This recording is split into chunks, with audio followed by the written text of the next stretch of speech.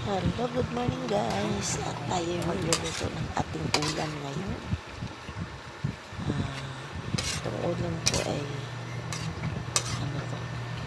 may karne, atay, may gabi, may sayote. Halo-halo na to guys. Mikos-mikos na to. Okay na yan. Hindi naman magre-reklamo yan. So, diba? Sa amin yung paborito ko yung ulam na yan. Kaya yan ang niluto ko. So, sa sayote, ayoko ng overcook. Gusto ko lang yung half cook lang. Kaya, hindi ko na siya tinakpan. Ayan. Halong-halo na lang.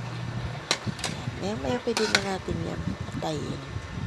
At, luto na yan. Ayan. Binabahagi ko lang ang aking ulam. Pwede tayo kumain, guys. Ayan. Thank you for watching. And, God bless po sa lahat. At maraming salamat sa inyong pagpanood sa aking video. At ayan lang po. Salamat.